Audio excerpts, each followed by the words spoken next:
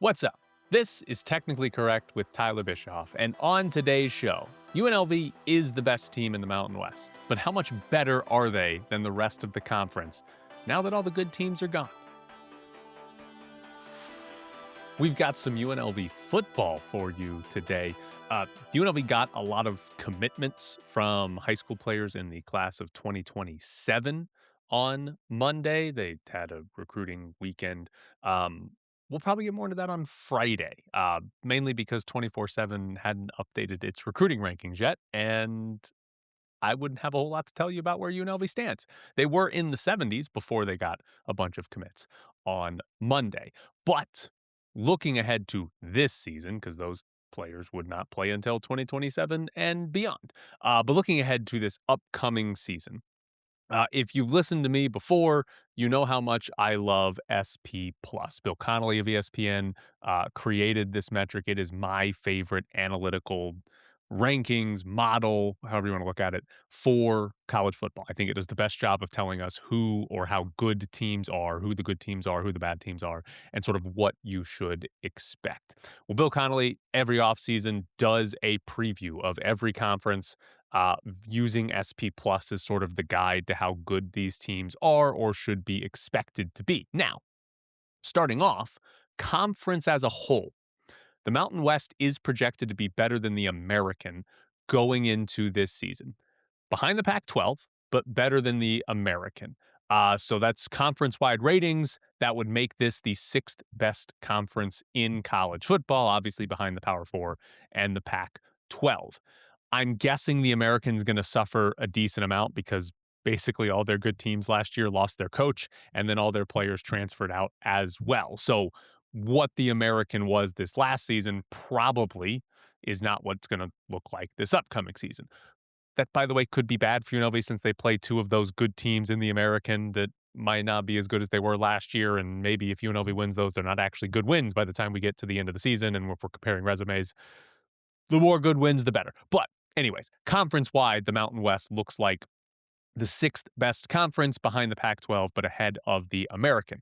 That is not necessarily surprising, but it's at least good news, good confirmation that if you win this conference, you should have a shot at the college football playoff. Yes, your record matters, but if you win the Mountain West, that's a team that should be in consideration without needing to go 13-0.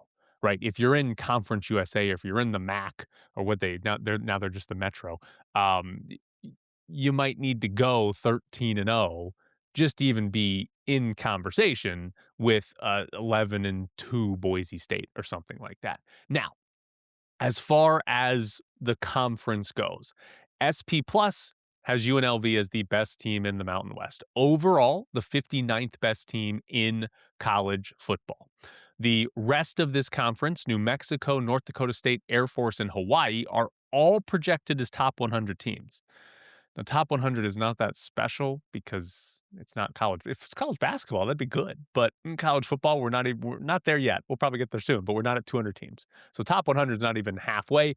But I kind of view that as, these teams could beat you, right? Like they could beat you. Now, UNLV again, 59th. New Mexico's not far behind. They are 68th in SP Plus going into the season. So that's pretty close. As far as like on paper rating, they're pretty similar to each other. One interesting note that Bill Connolly made, if you look at UNLV's schedule, not only do they play all of the other top teams in the Mountain West, the New Mexico, the North Dakota State, Air Force, Hawaii, they're all on the road except for North Dakota State.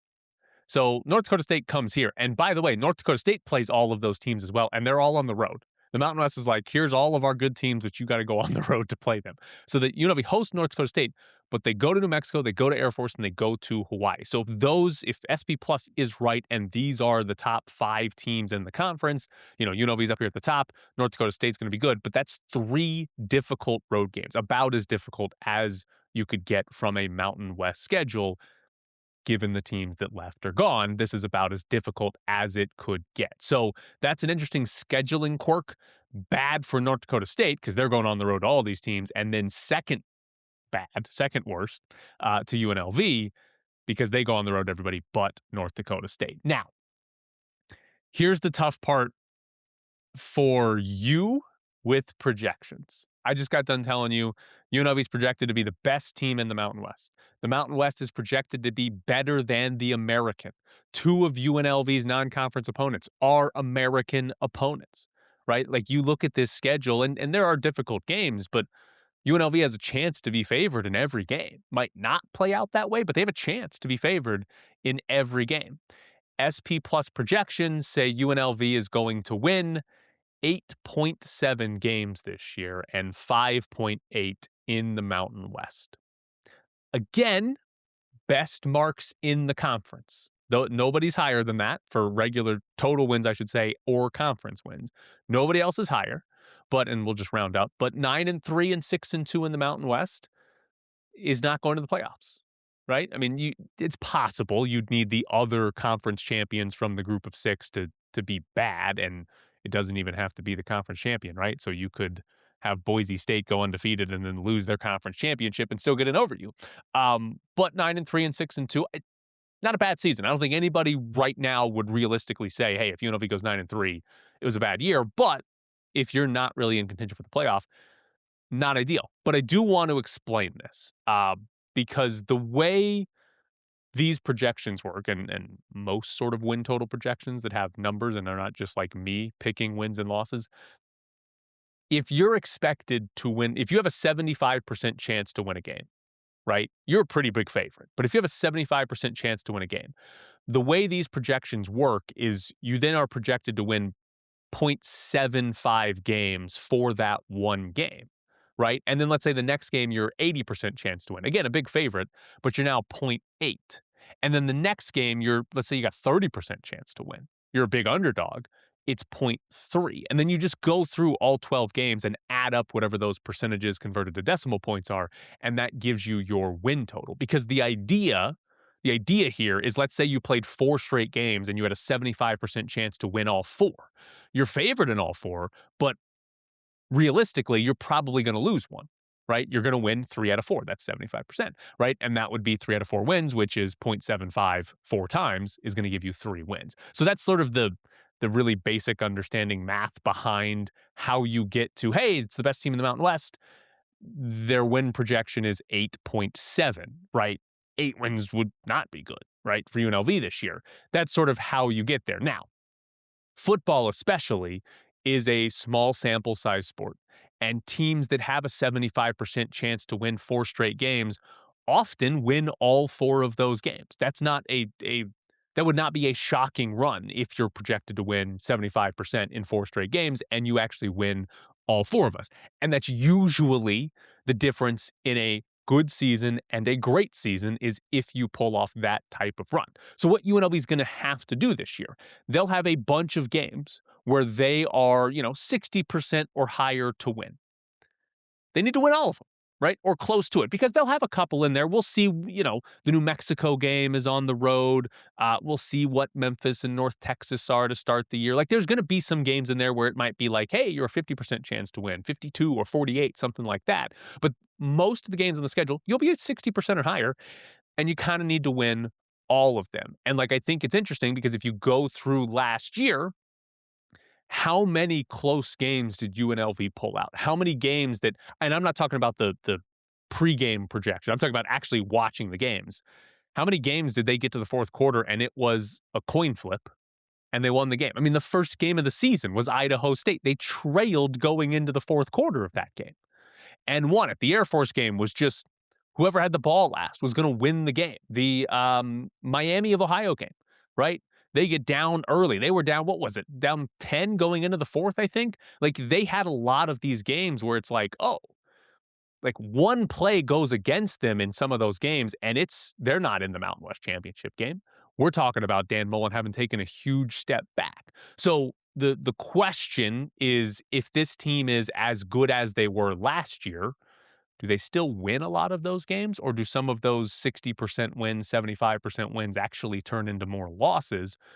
Or, this would be the optimistic way to look at it, they're better than they were last year, and they don't need a 10-point fourth quarter comeback against Miami of Ohio. They don't need a comeback against Idaho State. They don't need to win a shootout with Air Force. They just win those games by 10 points.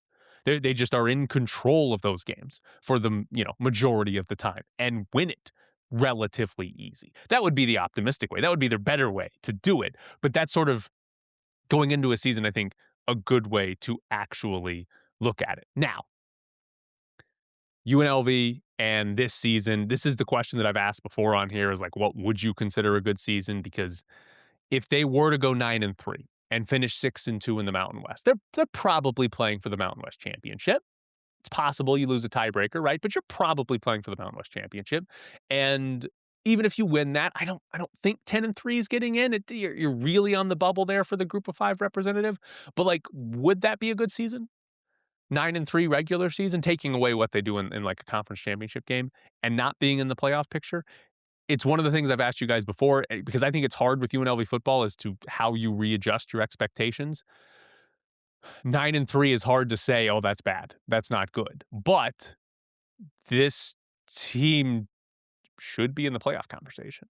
Like, I mean, that's a genuine expectation for this team, and 9-3 probably isn't there. So I just have for whatever reason, I just have a hard time saying 9-3 is bad. I have a hard time saying that, even though if you're not in the playoff conversation, we're going to look at this season and say, oh, could have been better, right?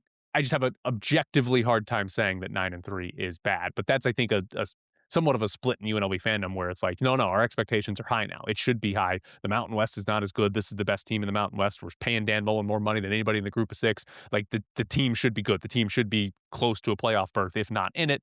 And 9-3 would be a disaster. I think that's a fair way to look at it. I also think it's a fair way to look at it and say, any 9-win UNLV football season is great because it used to take them 3 years to get to 9 wins. So we'll take all of that in one. Now, another football story I want to talk about, because this might determine if UNLV wins all of their 60% games. This might determine if UNLV has those coin flip wins this year, and that is how good the quarterback play is. David Hale of ESPN, he went through all of the quarterback rooms in college football. So not just necessarily the projected starter. It's college football. It's hard to figure out who the hell's starting for most of these teams a lot of times. But he went through all the quarterback rooms in college football and ranked them into tiers.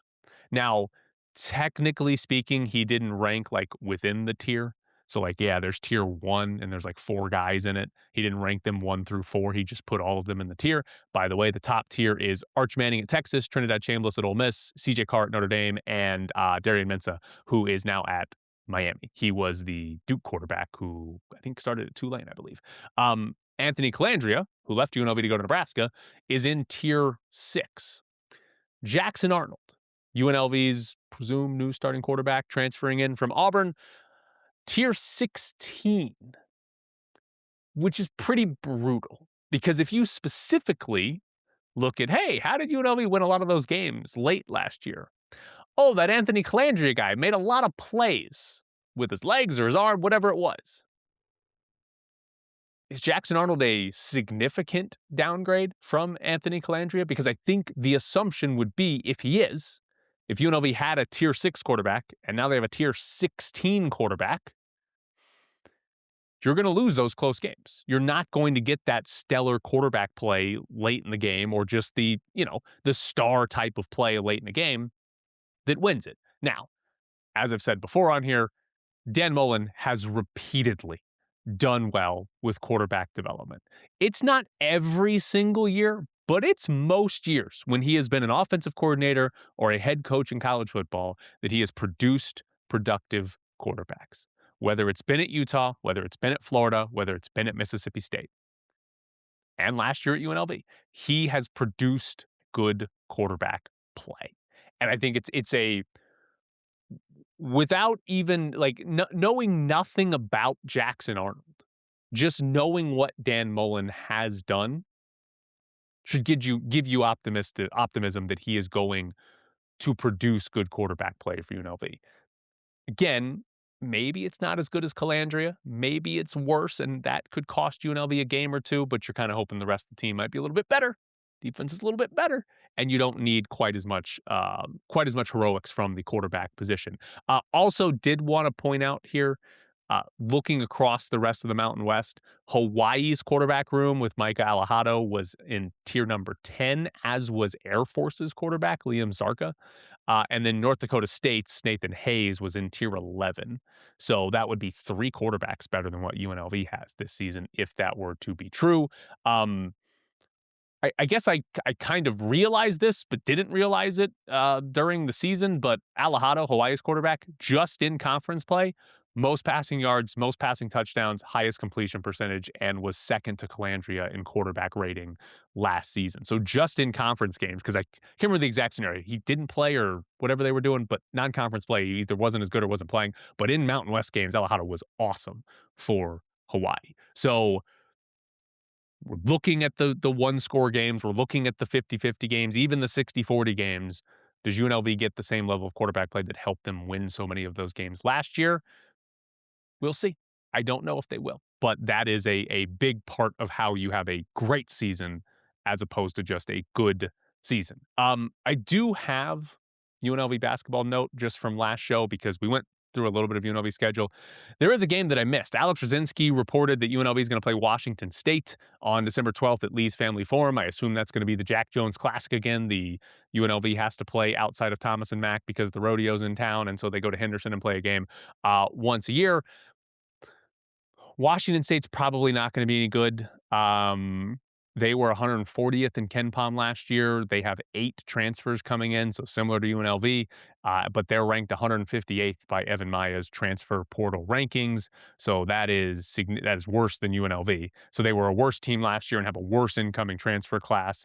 They also, just as a program, they have 1 NCAA tournament appearance since 2009. They only have 2 top 50 KenPom finishes since 2009. They're probably not going to be a quad 1 or quad 2 game for UNLV. Probably not. I will say that they probably will be top 150, which means like they're good enough to beat UNLV. So it's probably the worst type of game to schedule is the team that's not going to help your resume like at all, but is still good enough to beat you. Not great. So what we do know for UNLV schedule, November 17th, Kansas in the Players Era Tournament, and then 2 more games in the Players Era Tournament, opponents to be determined. December 12th, they're playing Washington State in Henderson. December 19th, they go to Phoenix to play SMU. And then don't know the dates for the 2 road games, but San Diego State and Stanford will both be 2 true road games. So that is the, 7 games that we know.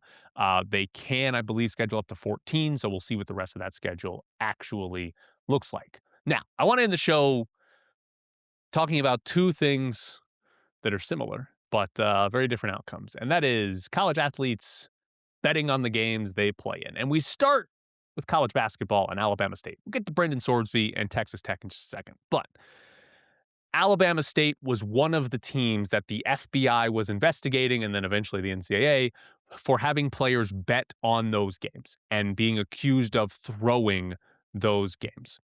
There were multiple schools involved, but Alabama State was one of them. And the NCAA concluded their investigation into this Alabama State situation.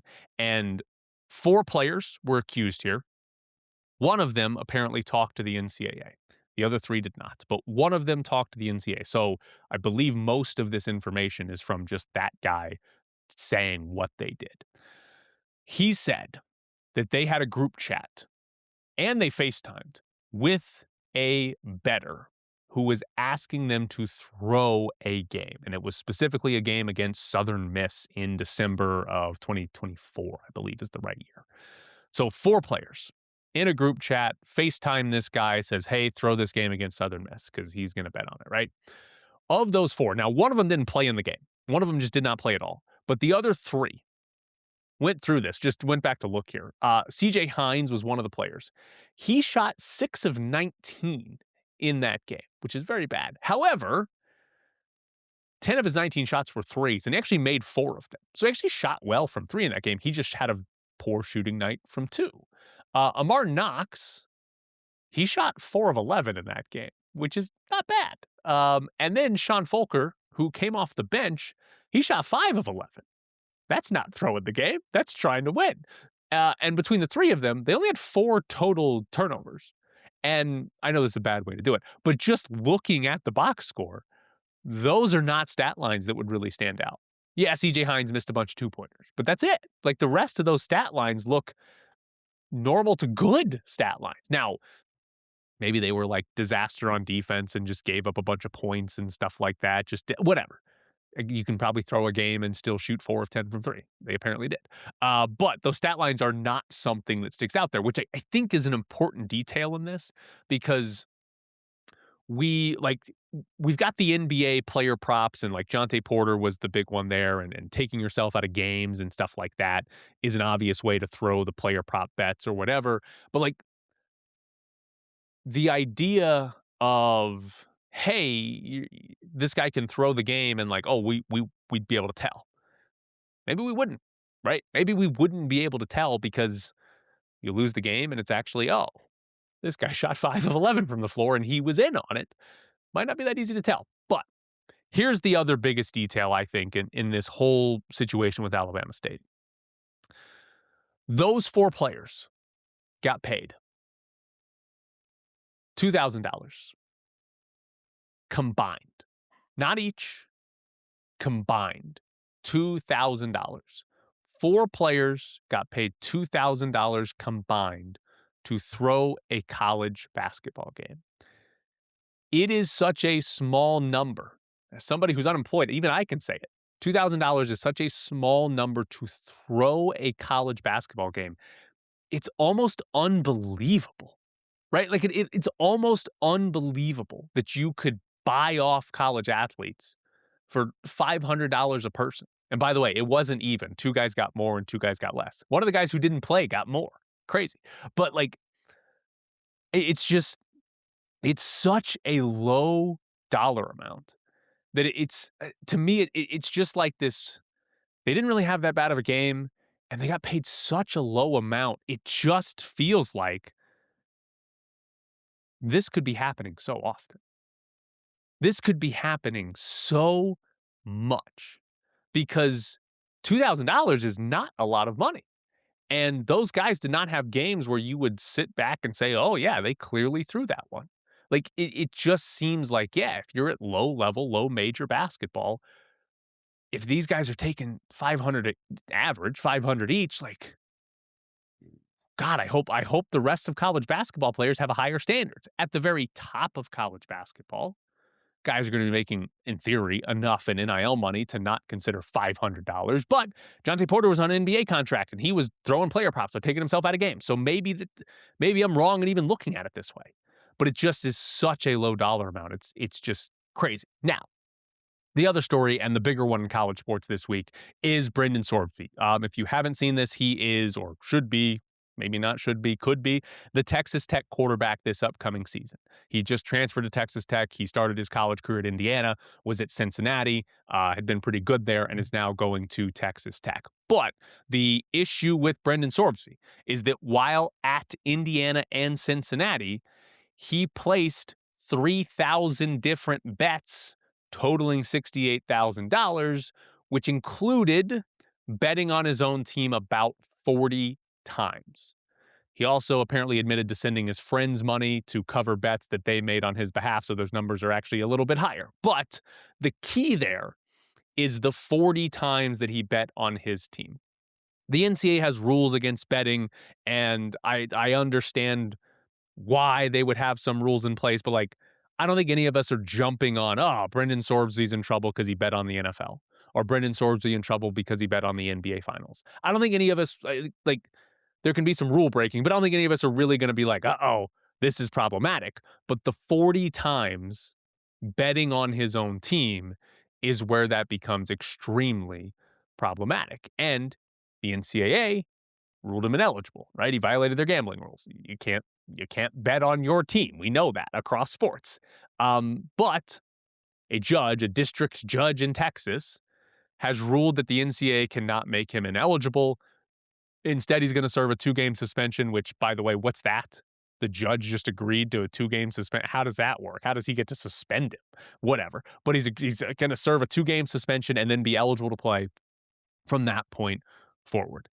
And first off, this is, if you haven't gotten the message yet, I don't know how many times you need to be beat over the head with it, but this is the next in line, right?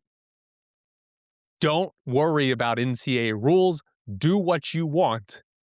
Sue the NCAA or just find a judge. You will win. There is no enforcement. If Brendan Sorbsby can bet on his own team and still play college football, what are we doing? Like, what rules could the NCAA possibly enforce? And the interesting thing with me and like Brendan Sorbsby is this is one that everybody agrees on, except people at the Texas Tech fans, right? Lubbock, Texas, okay, sure. But everybody else, like, I have not seen one person come out and say, oh no, I think you should be allowed to play.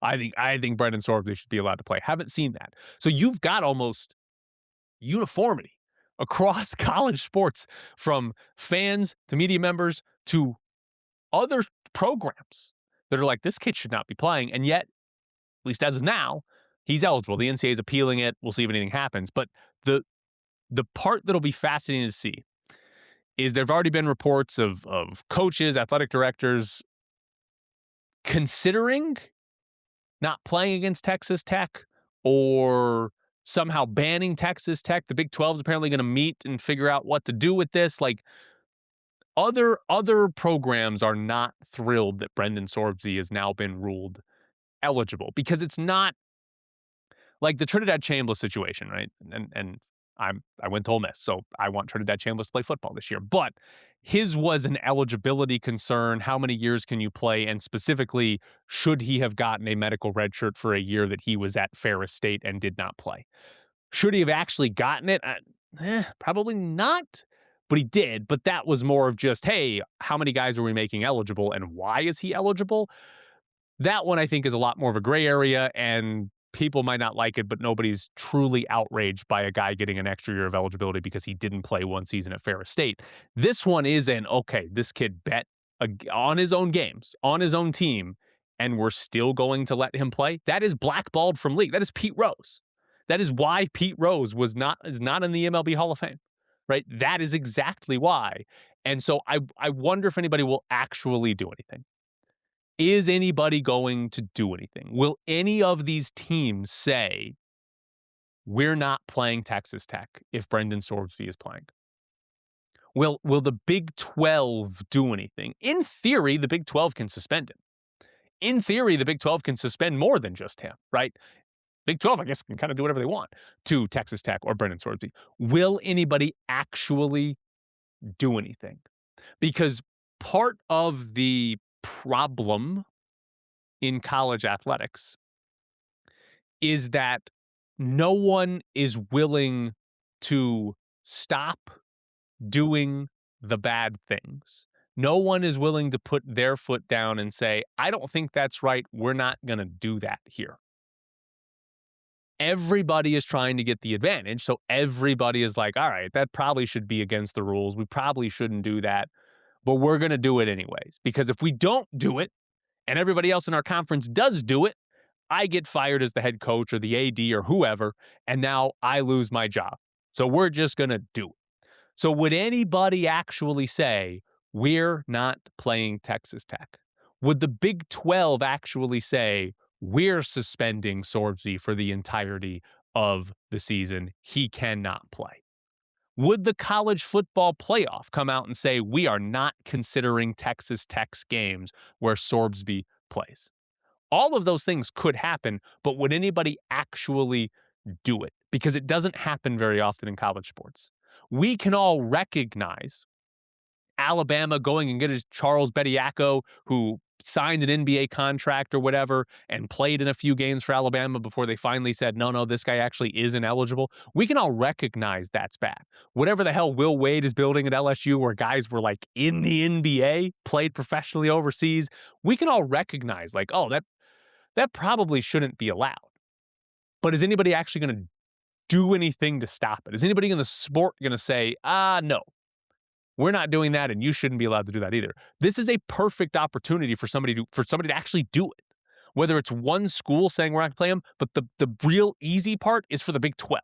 If the rest of the Big 12 athletic directors or coaches or presidents, whoever it is that actually comes together here, if the rest of them actually say, we're not going to play Texas Tech, we're not going to recognize Texas Tech, then you actually have some power. Because it's really hard. It's really hard for one school. It'd be really hard. I don't know who's all exactly on their schedule, but it'd be really hard for Oklahoma State. It'd be really hard for Arizona. It'd be really hard for West Virginia, just one of those schools to take a stand by themselves and say, we're not playing. But if all of those schools said, no, thank you, we're not dealing with that.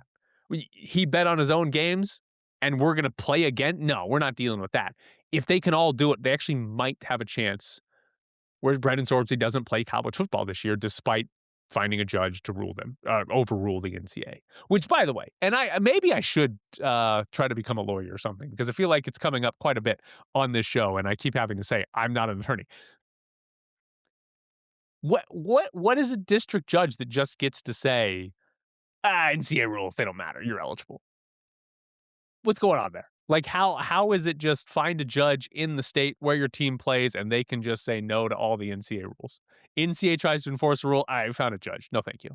Well, we're not dealing with that. No. NCAA is stupid, which fair, but we're not dealing with their rules. You can do whatever you want. That seems like the dumbest thing. That seems like the dumbest way to go about this is just find a judge to say this kid can play. No matter what he did, this kid can play. College sports. I love it, but it also feels broken. But I think it's always been broken. I think the sport's always been broken. I think that's the key here. It just gets broken in new ways. And the new ways is like, Nick Saban's going to quit and not do it. And then he's all of a sudden at Congress testifying against why things are bad, when it was broken when he was the coach too. It's just broken in new ways. It's just new ways to figure out how to break the sport and then complain about it, or me complain about it, and then not fix it ever. And just somehow things get worse a lot of the time. I don't know. We have a playoff now, so things aren't necessarily worse. Things are great. Playoffs have been great. I know we've had a lot of blowouts. Playoffs are great. I'm so glad we have a college football playoff. It's great. And I am a fan of more teams. I know a lot of people are like, no, give me more teams. More teams, college football playoff. Great. But this has been Technically Correct. I am Tyler Bischoff. Thank you so much for tuning in.